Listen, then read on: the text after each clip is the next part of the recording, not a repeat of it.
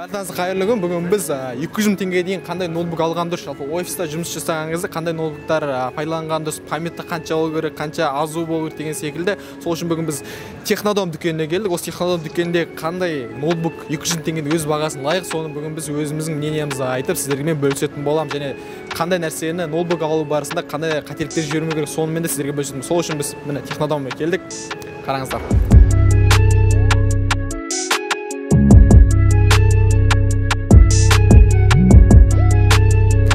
Зор қалыпты кезім ба? Әрқайсыға бір сөйт. Достар, сонымен қазір біз менеджерден сұраймыз қазір. Менеджер әдеттегі өзінің ойын айтады, бізге консультациясын береді, как біз покупатель ретінде, и біз одан кейін өзіміздің ойымызды айтамыз. Мынаны алған дұрыс, мынаны алмаған дұрыс, лучше мынаны алыңыздар. Лучше анаған ағаннан көрі. Анадай не алатын болсаңыздар, басқа неден басқа дүкеннен алыңыздар, егер сондай ноутбук болса деген секілді. Түсінікті ғой? Сонымен күтіңіздер, қазір біз несіне қарайық, пока не күтіп тұр. Біреумен сөйлесіп жатыр, покупатель, сатып алушылармен. Сонымен достар, бүгін сол 200 мың теңгеге дейін офисқа арналған ноутбуктарды бүгін соны білу үшін қасымызға Технодом дүкенінің менеджері келіп отыр. Есіміңіз кім? Илья кісі. Осы кісі сіздерге айтып береді. Топ 3 ноутбукты айтып береді, офисқа осы өзінің бағасына лайық. Если рассматривать ноуты стоимостью до 200 тысяч тенге, то определенно будет несколько вариантов. Среди них на первое место я, пожалуй, отдам этому ноуту. Да. HP, да?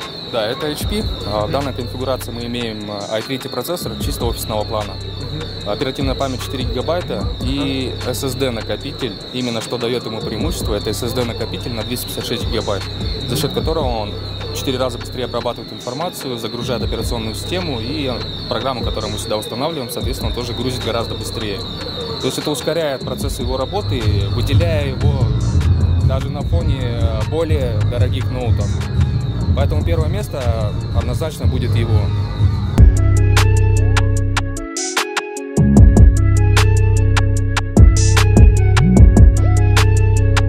На втором месте можно расположить более компактный HP. Тоже HP будет, да. Он идет из премиум линейки Pavilion. Вот, более компактный 14-дюймовый экран, тот же i3 процессор. Оперативная память здесь уже идет 8, а не 4. То есть преимущество чуть больше, чем там. Но SSD накопитель, объем уже поменьше. Вместо тех 256 здесь мы имеем 128. Ну, то есть, в принципе, для работы, это для хранения документации, этого будет вполне достаточно, этого объема. За счет этих характеристик я присваиваю ему второе место. И третье место, если не привязываясь к бренду, потому что я представитель HP, третье место я бы отдал вот этому более компактному ноуту. Это Lenovo IdeaPad. Здесь, в принципе, имеем тот же набор характеристик, что и в топовой первой модельке. Единственное, чем она уступает, то что SSD накопитель на 128 гигабайт, то есть в 2 раза меньше памяти. И 14-дюймовый.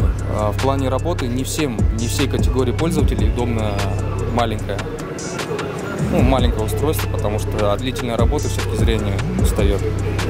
Ну вот, это топ-3. Топ-3, да?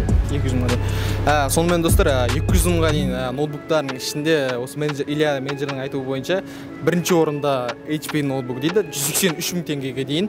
Одан кейін екінші орында тоже HP ноутбуктары 189 мың, яғни 190 мың теңгеге. Одан кейін үшінші орында бізде Lenovo 176 мың теңгеге. Достар, енді сіздерге айтайын, ноутбукты алу барысында, егер сіздерге айтамын, қазіргі таңда уже стандарт болып қалды, уже азу 8 гигабайт, ядросы 2. Егер достар, мына қараңыздар, ең маңызды нәрсе, аударатын нәрсе осы екі нәрсеге. Одан кейін SSD деген болады, HDD болады, SSD.